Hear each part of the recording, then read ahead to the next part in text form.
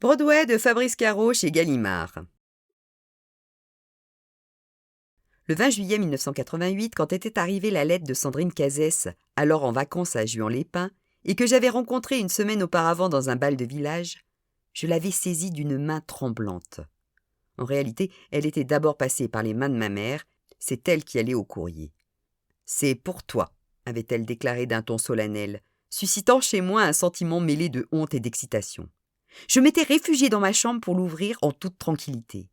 Et j'avais découvert une carte postale d'une vue de Juan-les-Pins, accompagnée d'une longue lettre d'une écriture tout en rondeur, à l'encre bleue, sur du papier parfumé.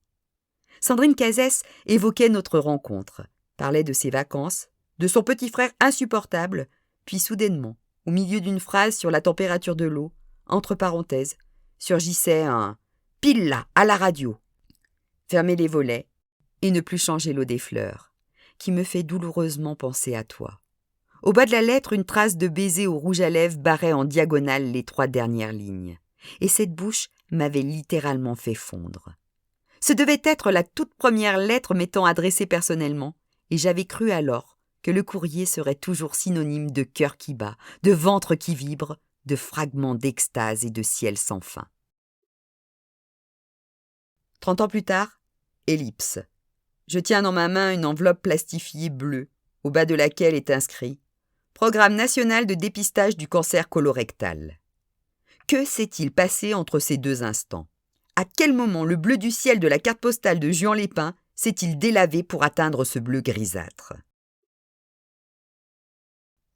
Les Inuits possèdent un nombre incroyable de mots pour désigner la neige, dont chacun exprime une nuance bien précise. Ils ont aussi le même mot pour désigner berceau et tombeau, dans le genre ellipse temporelle. Dans notre culture, ce sont les nuances de bleu qui sont incroyablement riches, avec un spectre qui s'étend du bleu Juan-les-Pins au bleu colorectal. « Je cherche une écharpe dans les tons bleu colorectal, vous auriez ça ?» Je regarde cette enveloppe sans même une trace de baiser rouge à lèvres pour en atténuer la violence. Et je me dis que tout courrier administratif devrait avoir la douceur d'une lettre de Sandrine Cazès. Nous vous invitons à régulariser dans les meilleurs délais votre situation. À défaut, pile là, à la radio. J'aimerais quand même te dire tout ce que j'ai pu écrire, je l'ai puisé à l'encre de tes yeux, qui nous fait douloureusement penser à vous. Nous poursuivrons la procédure visant à obtenir le paiement, barré d'un baiser rouge à lèvres. Elle est arrivée ce matin, comme elle arrive un matin dans des milliers de foyers, au milieu de factures, de magazines et de promotions de grande surface, parmi d'autres enveloppes, humbles et effacées. Une formalité administrative, rien que de bien normal. Toute personne ayant 50 ans révolus la reçoit automatiquement. À ceci près que j'ai 46 ans. Au-dessus de sa tête, au mur, se trouve une reproduction d'un tableau de Paul Klee et une photo de chalet de Haute-Savoie. Et je trouve la juxtaposition de ces 2 tableaux pour le moins hasardeuse. Un peu comme une table de restaurant où se côtoierait un pavé de veau sauce cardamome et du céleri rave dans une assiette en carton. Le proviseur me tend une feuille de cahier un peu froissée, accompagnant, son geste d'un sec et lapidaire, « Voilà le chef-d'œuvre de votre fils !» Je prends la feuille, fébrile, et découvre l'œuvre en question. Un dessin assez laid, fait au bic noir de 2 silhouettes informes qui semblent s'accoupler, celle de devant à 4 pattes, l'autre à genoux derrière, du moins de ce que je peux en discerner. Et des bulles sortent de leur tête. Le personnage à genoux dit « Ah, Guiraud, tu es bonne !» Et l'autre, celle à 4 pattes, lui répond « Oh oui, Charlie, aimez-la moi !» Le proviseur croit bon de préciser. Pour le cas où vous l'ignoreriez, Mademoiselle Guiraud et Monsieur Charlier sont respectivement ses professeurs d'anglais et de SVT. Évidemment, je l'ignorais, je suis tétanisé. Je tiens la feuille dans ma main, figé, le regard fixé sur le dessin. Je sens le proviseur face à moi. De toute évidence, il attend que je fasse un commentaire, que j'émette un avis, que j'aie une réaction, que je suppose indignée. Mais je ne peux rien faire d'autre que de rester les yeux rivés sur la feuille, mutique, comme si c'était moi qui venais de dessiner cette horreur. À cet instant précis, je suis soulagée qu'Anna n'ait pas pu venir avec moi au rendez-vous, prise par son travail. Je crois que sa présence aurait décuplé mon malaise. Je donnerais n'importe quoi pour éviter de croiser le regard du proviseur. Et ce temps me semble incroyablement long. Et plus le temps passe, moins il me semble envisageable de lever la tête. Peut-être espérais-je jouer la montre. Peut-être ai-je espoir que la sonnerie de fin de journée retentisse, qu'il se lève sans bruit, prenne son cartable en cuir et rentre tranquillement chez lui. Point positif dans ce dessin, il n'y a aucune faute d'orthographe. Je pourrais en faire la remarque au proviseur, mais je doute que ce soit ce qu'il attend de moi. Il m'apparaît même de manière un peu paradoxale que l'orthographe impeccable renforce la vulgarité du propos. Des textes truffés de fautes auraient constitué une sorte de redondance dans la médiocrité. La vulgarité du texte et celle du dessin se seraient annulées, alors que l'absence de fautes imprime au dessin un aspect pertinent. Il lui donne une sorte de crédibilité. Sans faute d'orthographe, l'artiste nous apparaît soudain légitime. Et l'on se prend à croire que Guiraud est réellement bonne et que Charlier l'allumait vraiment. Et ça fait froid dans le dos. Mais là, moi. Comment en est-on arrivé là ? Je ne peux pas croire que c'est mon Tristan à moi qui ait commis une horreur pareille. Le même Tristan qui, tous les ans à Noël, criait de joie en découvrant sa boîte Playmobil. Moi assis par terre en tailleur dans sa chambre, tentant laborieusement d'assembler les pièces, et lui, sautant tout autour des morceaux éparpillés sur le sol, entamant ses scénarios, alors même que je n'en étais qu'aux fondations. Des scénarios faits de pirates, de trésors enfouis et d'îles mystérieuses. Quand tout à coup, Mêle-à-moi. Comment est-on passé des pirates à Mêle-à-moi ? Par quel mystérieux processus hormonal, subitement, passe-t-on de l'envie de carte au trésor à celle de dessiner deux masses informes en train de copuler ? Playmobil, en avant les histoires. Le proviseur guette toujours ma réaction, et au terme d'un temps qui me semble infini, je finis par lever les yeux vers lui et déclare : Je suis profondément choqué. Je suis profondément choqué. C'est tout ce que je trouve à dire. Je m'entends prononcer ces mots et jamais je n'ai entendu une phrase sonner si faux. C'est non seulement surjoué, mais j'ai complètement loupé mon intonation. Avec une intonation pareille, j'aurais pu dire tout autre chose. Un délice, ce poulet élevé en liberté. Ou bien, vous connaissez les quais de Douro à Porto ? On dirait un acteur de sitcom AB Productions. Intérieur jour, cafette au lycée. Hé, Cricri, tu as su que Tristan avait dessiné deux professeurs en train de...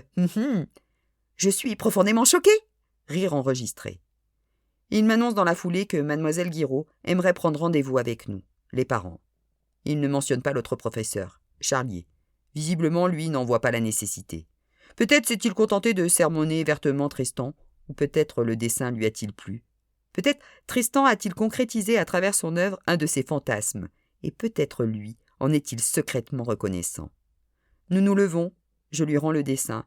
Il me dit « Oh, vous pouvez le garder !» Et je lâche un « Oh, merci !» complètement déplacé, comme s'il m'offrait un cadeau inestimable. Comme par une prémonition très troublante, je suis tombée par hasard il y a quelques jours sur un documentaire retraçant les grandes étapes de la guerre du Vietnam. Et il y a ce passage où un vétéran raconte. Je m'en souviens très bien, c'était une matinée douce, ma mère était allée chercher le courrier, il s'y trouvait cette enveloppe verte.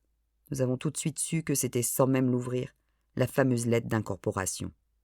Nous l'avons posée sur la table, nous étions assis tout autour, mon père, ma mère, ma sœur et moi, silencieux, sans pouvoir la quitter du regard. Nous savions ce que cette enveloppe signifiait. Cette enveloppe, c'était la fin d'une époque, c'était la fin de l'innocence, la fin de l'âge d'or. Avec cette lettre, c'est un monde qui disparaissait, une parenthèse enchantée qui se refermait, et nous savions pertinemment qu'à partir du moment où nous allions l'ouvrir, plus rien ne serait jamais comme avant. Elle créerait un appel d'air d'une force inouïe. Elle nous aspirerait tous les quatre, happés en une fraction de seconde, comme le sont Betty et Rita, dans la boîte bleue de Mulholland Drive, qui les fait passer brutalement du rêve à la réalité. Nous étions assis en silence autour d'un immense trou noir prêt à engloutir tout ce que nous avions construit. Bon, il est possible que j'extrapole quelque peu sur le monologue du vétéran, mais dans les grandes lignes, c'était ça. Voilà exactement ce que j'ai ressenti en découvrant l'enveloppe. Par une pulsion que j'ai du mal à interpréter, mon premier réflexe a été de la cacher sous une pile de papier dans mon bureau, aussitôt rejointe par le dessin de Tristan, constituant peu à peu une sorte de musée de l'inavouable. Plus exactement, la cacher à Anna. Alors que nous avons toujours tout partagé, que nous avons traversé la vie dans ses moindres recoins obscurs, ses moments les moins glorieux, pourquoi lui cacher une enveloppe de dépistage du cancer colorectal ? Pourquoi ne pas lui dire de la manière la plus naturelle du monde « Tiens, regarde ce que j'ai reçu !» Je n'arrive pas à savoir si c'est pour l'épargner. L'épargner quoi, au juste ? Ou m'épargner moi ? M'épargner son regard mi-inquiet, mi-attendri. Même si je n'ai pas 50 ans et que cette enveloppe a de fortes chances d'être une erreur, elle nous dit. Le temps passe, elle nous dit. Une étape de plus, et on a du mal. Comme on a du mal à porter pour la première fois ses lunettes de vue, comme on a du mal à prendre rendez-vous chez l'ostéopathe pour une sciatique persistante, comme j'aurais caché à ma mère la lettre de Sandrine Cazès, si elle ne l'avait pas découverte avant moi. Comme on cache tout ce qui marque une évolution, un basculement, un changement de la perception que les proches peuvent avoir de nous. Un jour, ma mère, en faisant le ménage dans ma chambre, avait trouvé un livre que j'avais caché sous mon lit. Le Tao de l'art d'aimer. Livre que m'avait prêté mon amoureuse de l'époque, Lucille, qu'elle avait subtilisé dans la bibliothèque de ses parents et qui traitait des rapports amoureux sous l'angle bouddhiste. À l'époque, j'avais interprété ce geste comme une envie de partage, s'inscrivant dans un jeu vaguement érotique. En y repensant aujourd'hui, je le trouve d'une indélicatesse folle. Une façon détournée de me dire « Écoute, comme tu t'y prends assez mal, je me suis dit que ça pourrait t'aider. Je sais plus quoi faire d'autre. » De la même manière qu'on offre un chewing-gum à quelqu'un dont l'haleine nous insupporte. Si l'orgasme de sa partenaire pour les nuls avait existé, nul doute qu'elle me l'aurait prêté avec cette même fausse innocence, ce pragmatisme grimé en générosité. Et je n'ai aucun souvenir de ce livre si ce n'est que tout y était feutré et traduit en termes très poétiques. Il y était question de bambou, de forêt, même quand il s'agissait des sujets les plus crus. Car vois-tu, Tristan, tout est affaire de mots. Si tu avais utilisé un autre champ sémantique. Ah, Guiraud, quel tantra lumineux! Oh oui, Charlier, je sens que j'atteins le prajnaparamita. Peut-être m'aurais-tu épargné une convocation gênante chez le proviseur. Je cache l'enveloppe à Anna comme je cachais le Tao de l'art d'aimer à ma mère, et je préfère ne tirer aucune conclusion de ce parallèle. À ma mère, qui brandissait le livre qu'elle venait de découvrir, je n'avais trouvé à objecter qu'un regard surpris et outré, comme si j'en découvrais l'existence.